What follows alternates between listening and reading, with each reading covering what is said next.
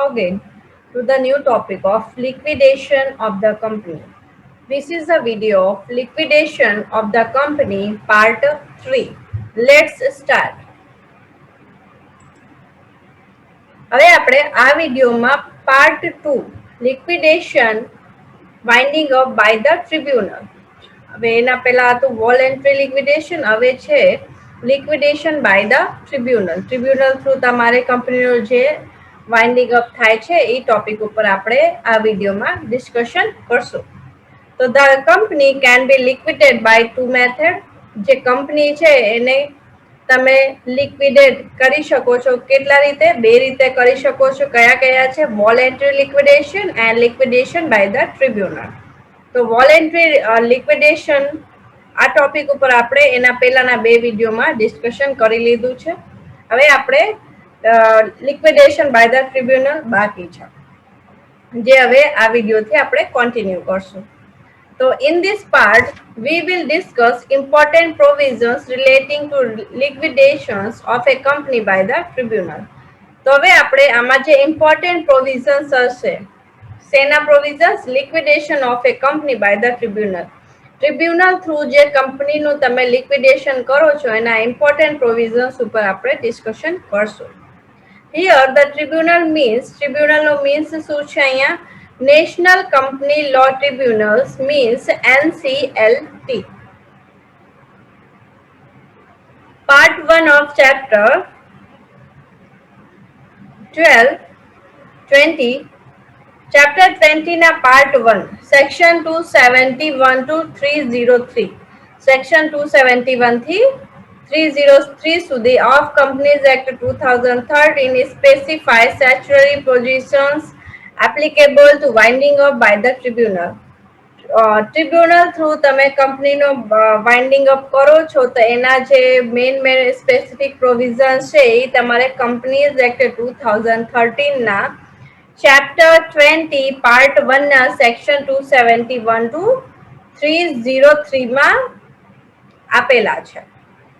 Winding up by the tribunal is also called a compulsory winding up.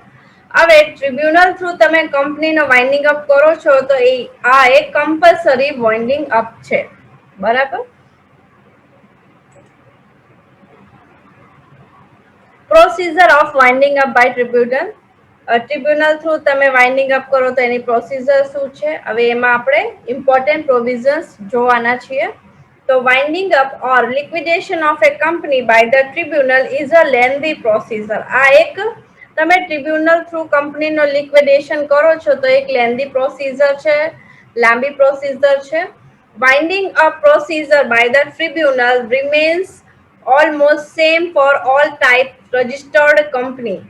હવે tribunal through તમે જે winding up procedure છે તો એ બધા જ કંપની માટે, જે રજિસ્ટર્ડ કંપની છે બધા માટે સેમ હોય છે, લગભગ સેમ હોય છે. However, the foreign company and government company have to follow slightly different provision. ખાલી જે ફોરેનની કંપની હોય યા ગવર્મેન્ટની કંપની હોય એમાં થોડુંક ચેન્જ હોય છે પ્રોવિઝન્સમાં.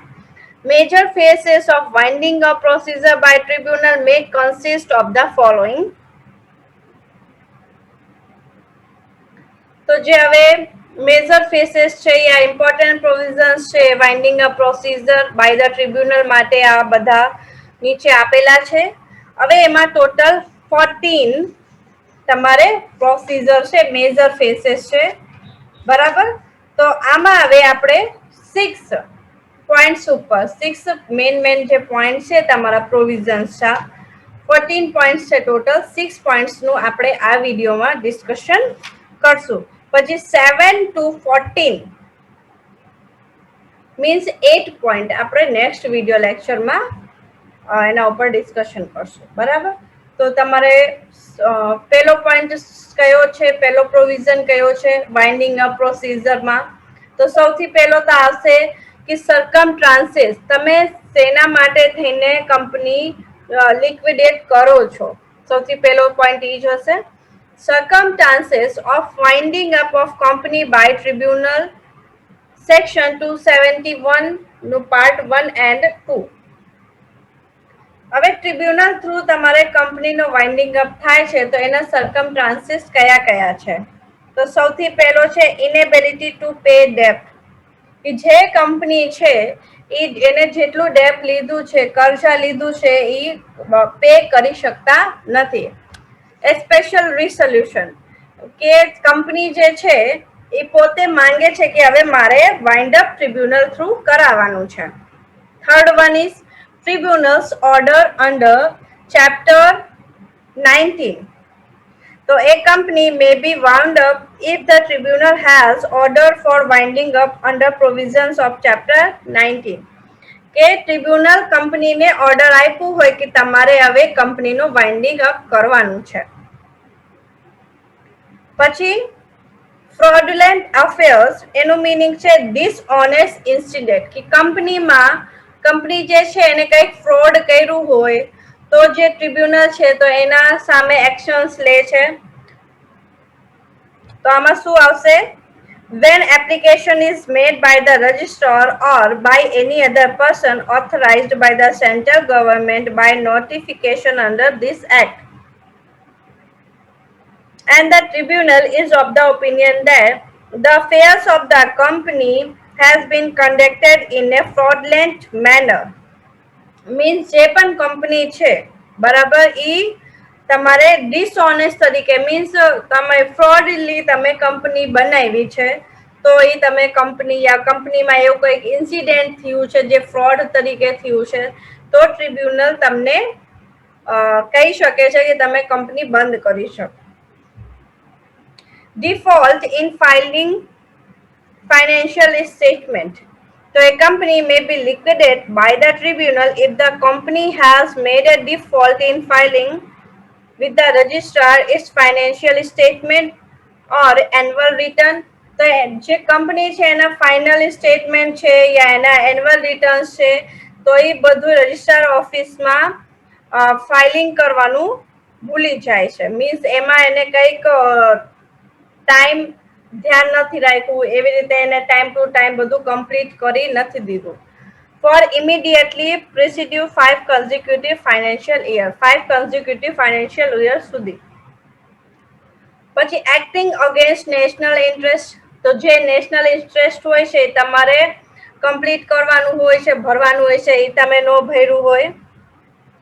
7 નંબર પોઈન્ટ છે tribunal's opinion of winding up of the company. હવે લાસ્ટ ઓપ્શન છે કે ટ્રિબ્યુનલ્સ નો ઓપિનિયન છે કે તમારે કંપની વાઇન્ડ અપ કરી દેવાની છે. So the company may also be ordered to wound up if the tribunal is of the opinion that it is just and equitable that the company should be wound up. A company બરોબર નથી, એને આપણે બંધ કરી દેવાનું છે. આ ટ્રિબ્યુનલનું પોતાનો ઓપિનિયન હોય છે. તો આ ટોટલ 7 સરકમસ્ટાન્સીસ છે. એમાંથી ગમે તે એક કંપની ઉપર કંપનીના વાઇન્ડિંગ અપ માટે થઈને તમારે આમાં લાગુ પડે છે. બરાબર. Second number point, petitions for winding up section 272 means તમે વાઇન્ડિંગ અપ કરવા માટેની રિક્વેસ્ટ કરો છો યા અપીલ કરો છો. તો એમાં ટોટલ તમારે 8 પોઈન્ટ છે. સૌથી પહેલો પોઈન્ટ છે કે હુ કેન ફાઇલ પિટિશન, કે અપીલ કોણ કરી શકે છે. તો અપીલ કોણ કોણ કરી શકે છે? તો section 172 specify the petitioners who can file a petition to the tribunal for liquidation of the company. The petitions are listed below. કયા કયા છે? તમારે સેક્શન 272 ના પાર્ટ 1 માં એ મેન્શન કરેલું છે કે કોણ કોણ અપીલ કરી શકે છે વાઇન્ડિંગ અપ કરવા માટે. તો કંપની પોતે કરી શકે છે. પછી એની ક્રેડિટર, કોઈ પણ ક્રેડિટર અપીલ કરી શકે છે. એની કોન્ટ્રીબ્યુટર્સ કરી શકે છે, યા ઓલ જે આપણે કંપની છે, ક્રેડિટર્સ છે, કોન્ટ્રીબ્યુટર્સ છે, એ બધા ભેગા થઈને અપીલ કરી શકે છે. ધ રજિસ્ટ્રાર કરી શકે છે, યા સેન્ટ્રલ ગવર્મેન્ટનું ગમે તે એક ઓથરાઇઝ્ડ પર્સન या the central government yeah central government પોતે અપીલ કરી શકે છે વાઇન્ડિંગ અપ કરવા માટે. તો આ ટોટલ કેટલા પોઈન્ટ્સ થયા તમારે? 7 મેમ્બર્સ થયા જે અપીલની ફાઇલ યા રિક્વેસ્ટ કરી શકે છે. Petition by the company. હવે જે તમે પેટિશન કર્યું બરાબર, જે રિક્વેસ્ટ કરી, હુ કેન ફાઇલ પેટિશન બરાબર, તો હવે એમાં કેવી રીતે તમે કરી શકો છો? તો petition by the company means appeal કરે છે કંપની, અપીલ કરે છે કેવી રીતે? તો the director of the company may make a petition to the tribunal for winding up of the company. એ ટ્રિબ્યુનલ ને કે છે કંપનીના ડાયરેક્ટર્સ બધા ભેગા થઈને કે તમે કંપનીને વાઇન્ડ અપ કરી આપો. The petition by the directors may be made when the company has passed the resolution of its winding up, and when the directors are the opinion that circumstances leading to insolvent states of affairs of the company should be investigated by the tribunal. અને directors બધાનું ભેગું opinion હોય છે કે જે પણ આમાં circumstances છે એ ટ્રિબ્યુનલ આવીને ઇન્વેસ્ટિગેટ કરી લે અને પછી આપણે ઇન્સોલ્વેન્ટ જે કંપનીઝ હોય એમાં જોઈ લઈએ કે આપણે કેવી રીતે એની અપીલ કરવાની છે.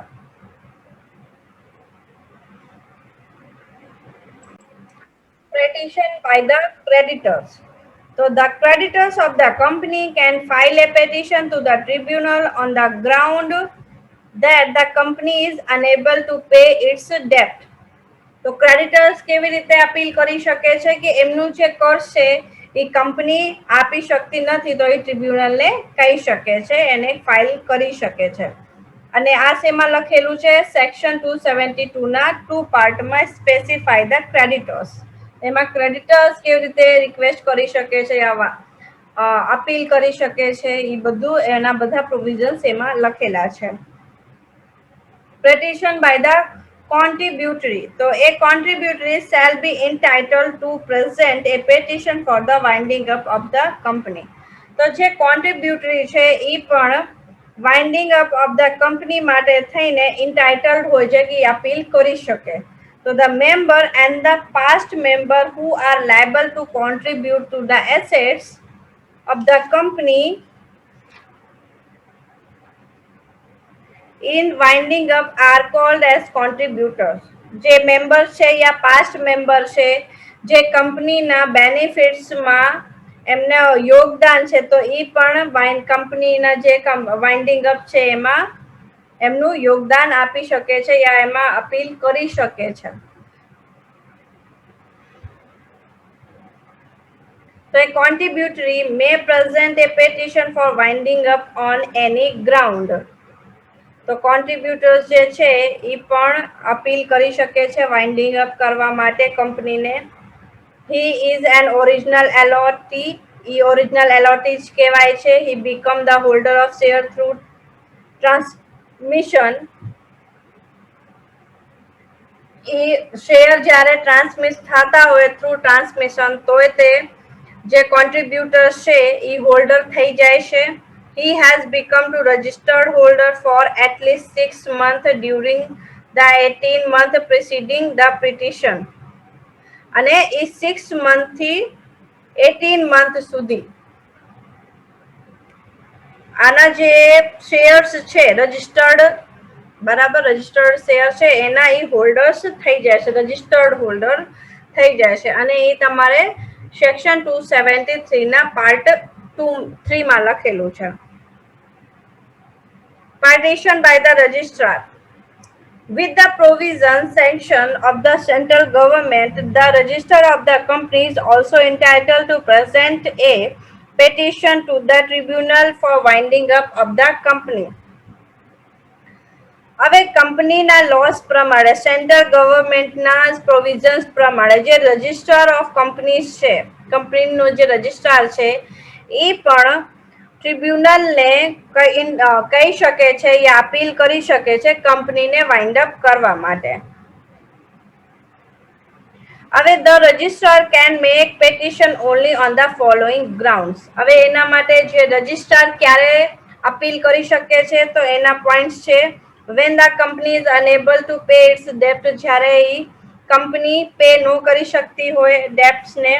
When the company is working against the national interest, જ્યારે નેશનલ ઇન્ટરેસ્ટના અપોઝિટમાં કંપની વર્ક કરતી હોય છે.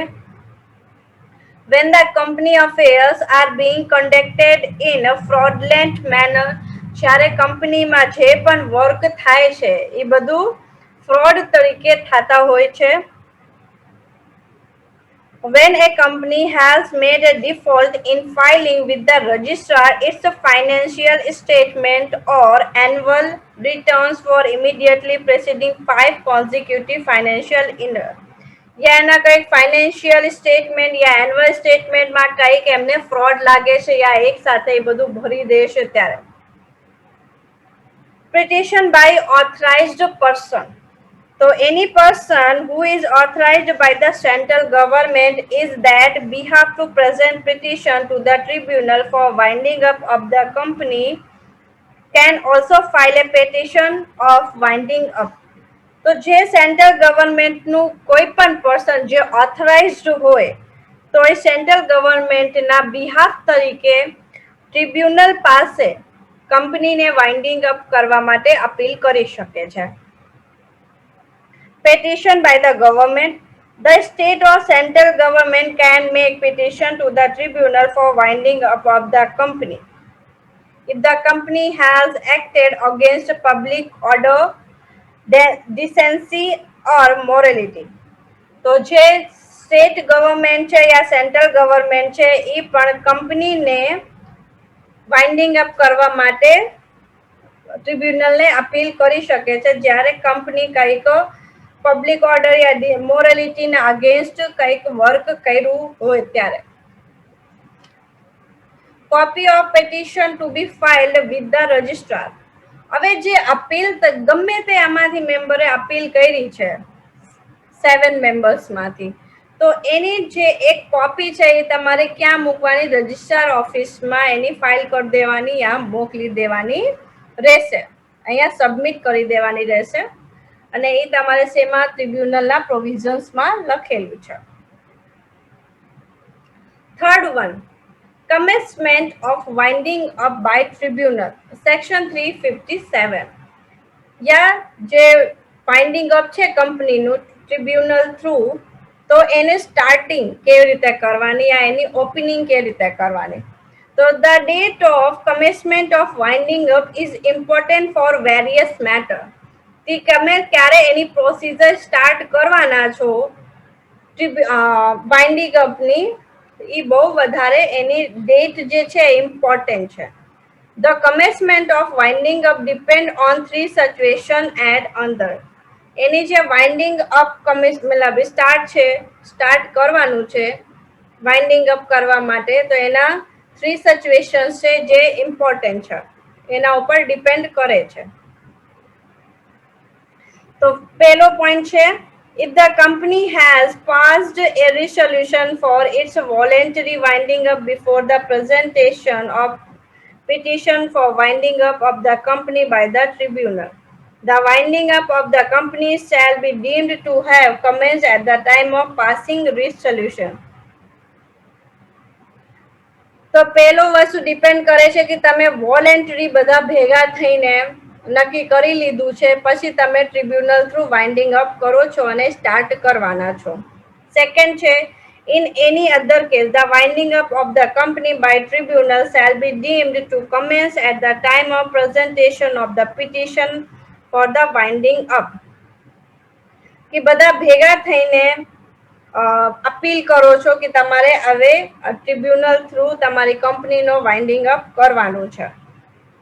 Third one, if no order for winding up is made by tribunal, કે કંઈક ઓર્ડર નથી બન્યો, ટ્રિબ્યુનલ નથી આપ્યું કે તમારે વાઇન્ડિંગ અપ કરવાનું છે, and winding up petition is dismissed, અને તમારું જે અપીલ છે એ ડિસમિસ થઈ ગઈ છે, મીન્સ એ રિક્વેસ્ટ તમારી લેવામાં નથી આવી, એમને નથી એક્સેપ્ટ કરી.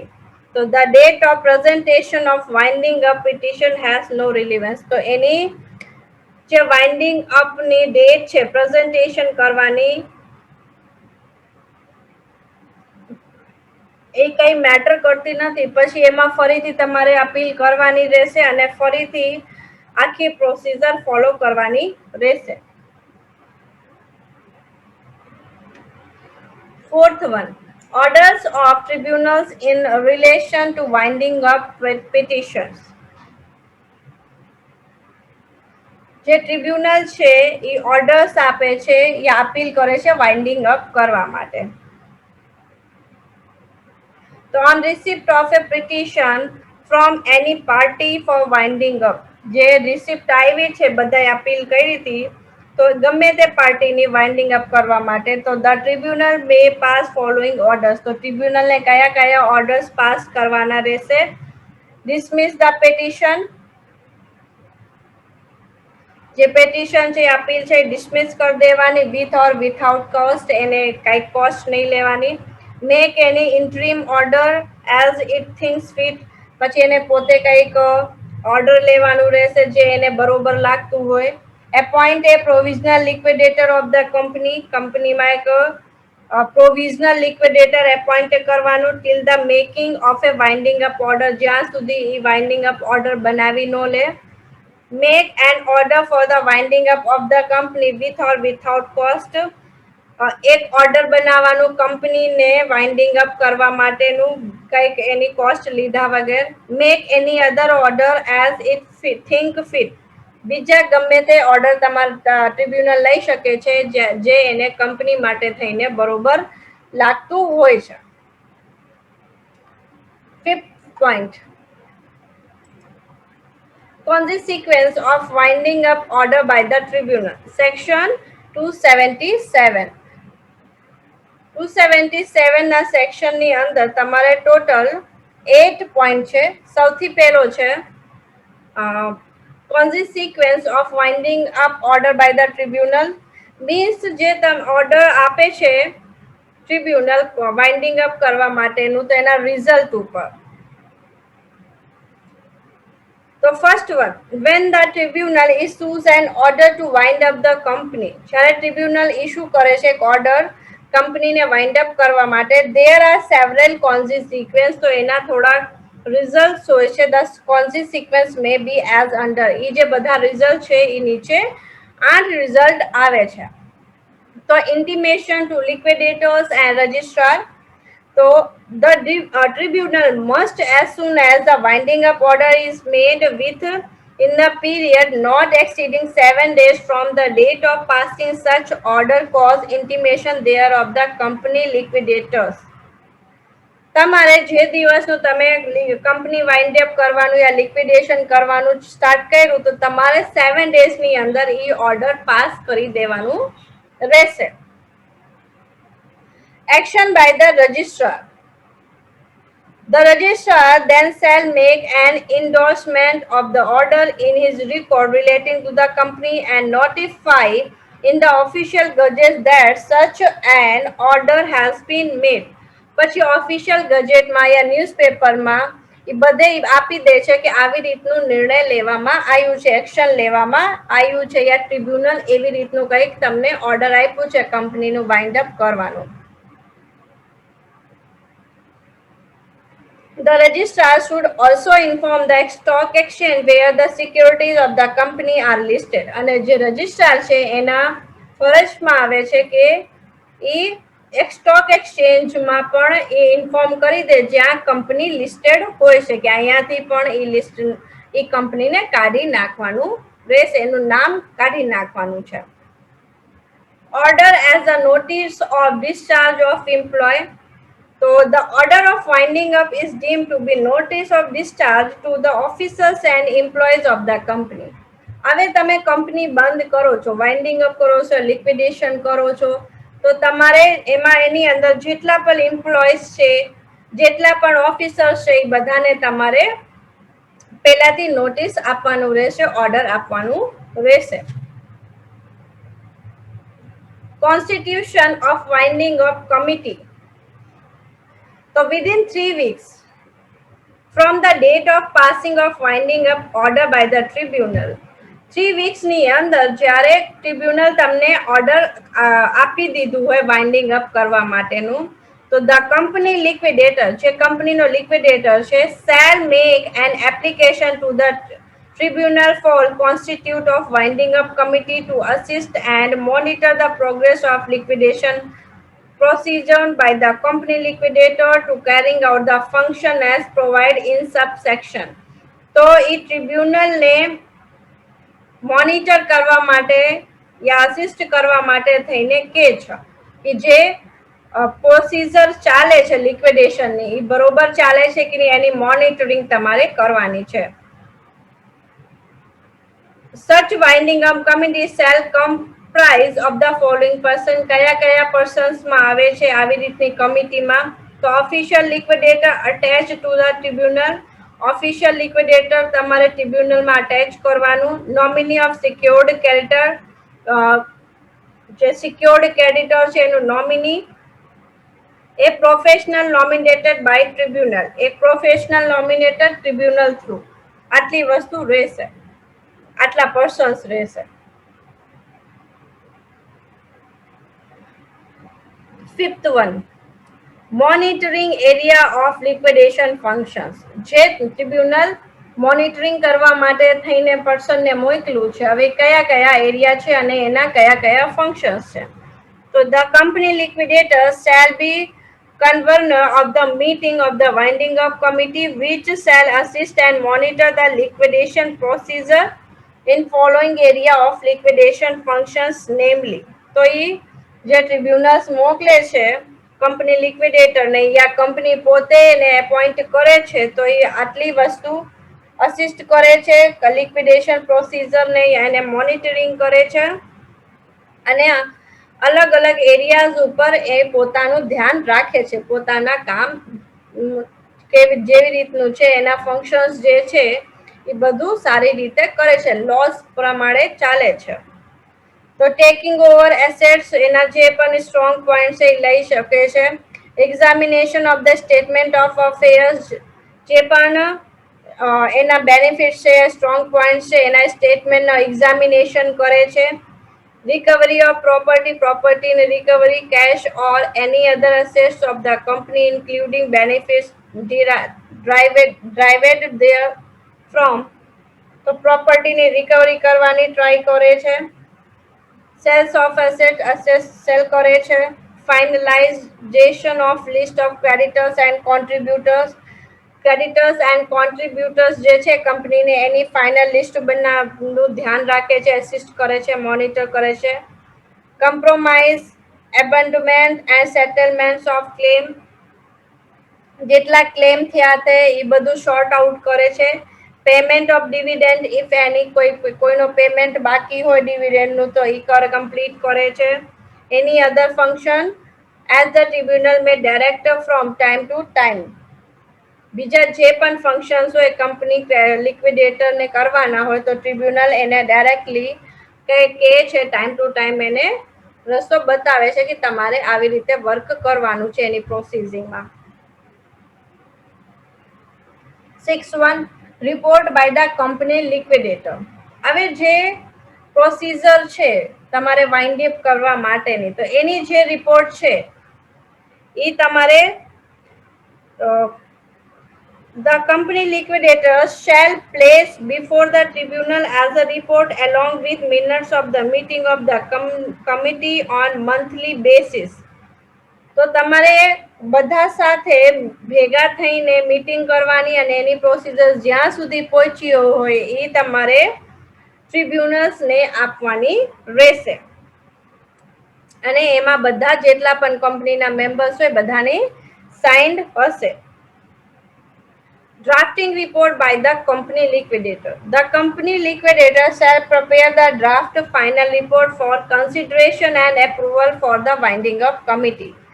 પછી જે બધું રિપોર્ટ થઈ જાય છે અને ટ્રિબ્યુનલને બતાવી દે છે કે પછી એમાં કંઈક બાકી હશે તો હવે જે કંપની લિક્વિડેટર છે એ ફાઇનલ રિપોર્ટ બનાવે છે ડિક્લેરેશનની અને એપ્રુવલ કરાવવા માટેની. સબમિટિંગ report before the tribunal. So the final report so approved by the Whiting committee shall be submitted by the company liquidator. તો જે તમે ફાઇનલ રિપોર્ટ બનાવી છે અને એને વાઇન્ડિંગ અપ કમિટી એને એપ્રુવ કરી દીધું છે તો કંપની લિક્વિડેટર એને સબમિટ કરે છે before the tribunal for passing a dissolution order in respect to the company કે કંપની એક ડિસોલ્યુશન ઓર્ડર કંપનીના અગેન્સ્ટ ઓર્ડર ચાલુ કરી દે પાસ કરી દે એના પહેલા એને સબમિટ કરી દેશે એની જે ફાઇનલ રિપોર્ટ હોય છે. તો આ ટોટલ એના કેટલા પોઈન્ટ્સ થયા? 8 પોઈન્ટ થયા કે જે વાઇન્ડિંગ અપ જે ઓર્ડર છે winding up order by the tribunal એના રિઝલ્ટ્સ માટે થઈને એને કેવી રીતે તમારે કઈ પ્રોસિજરમાં લેવાનું રહેશે tribunal through. 6.1 directions of filing statement of affairs. હવે તમારે ફાઇલિંગ સ્ટેટમેન્ટ કરવાના છે એની માટેના કયા કયા ડાયરેક્શન છે તો ટોટલ 4 ડાયરેક્શન છે. Time to file objections and statement of affairs. So when a petition of winding up is filed before the tribunal, may any person or other than the company, the tribunal, if satisfied, shall make an order directing to the company to file its objections along with a statement it affairs within 30 days of the order is prescribed manner and form. તો 30 ડેઝની અંદર તમારે આ જે order છે એનું statement and એનું form જે રીતે આપેલું છે અપીલ જે છે એ ટ્રિબ્યુનલ એક્સેપ્ટ કરી લીધી છે પછી તમારે 30 ડેઝની અંદર એને પ્રિસ્ક્રાઇબ્ડ મેનરમાં અને ફોર્મમાં તમારે કંપનીમાં દેવાનું રહેશે. એનું ફાઇલ જે છે એ કમ્પ્લીટ કરવાની રહેશે ઓર્ડર ડાયરેક્શન્સ દેવાના રહેશે બનાવવાના રહેશે. Types of documents. So the directors or other officers જે directors છે યા officers છે કંપનીના have to submit at a cost of company completed and audited the book of accounts of company up to date of order to liquidators in a manner of specified by the tribunals. તો એની જે એકાઉન્ટની book હોય છે જે regularly બનાવતા હોય છે એ એમને અપ ટુ ડેટ મેનરમાં લિક્વિડેટર્સને દેવાની રહેશે અને સ્પેસિફાઈડ બાય ધ ટ્રિબ્યુનલ્સ અને જેવી રીતે ટ્રિબ્યુનલ્સ સ્પેસિફાઈ કર્યું છે એ પ્રમાણે તમારે જે કંપની લિક્વિડેટર છે એને દેવાનું રહેશે. Punishment of non compliance. So the directors and officers who found responsible for non-compliance shall be punished. તો જે ડાયરેક્ટર અને ઓફિસર છે જે રિસ્પોન્સિબિલિટી જેમને પૂરી નથી કરી તો એમને પનિશમેન્ટ કરવામાં આવે છે. If any director of officer of the company who is default shall be punishable with imprisonment for a term of 6 months or with a fine of 25 to 5 lakh rupees or both. તો એને ઉપર case કરવામાં આવે છે અને યા તો એના ઉપર એને 6 મંથની જેલ થાય છે યા એને ફાઇન કરવાનું આવે છે 25 થી 5 લાખ સુધી યા બે વસ્તુ એને દેવાની રહેશે કે મીન્સ એને તમારે 6 મંથ સુધી જેલ કરવાની રહેશે યા તમારે એટલું ફાઇન ભરવાનું રહેશે. Complaints before special courts. So the complaint may be filed in this behalf before the special court may be registrar, provisional liquidator, company liquidator or any person authorized by the tribunal.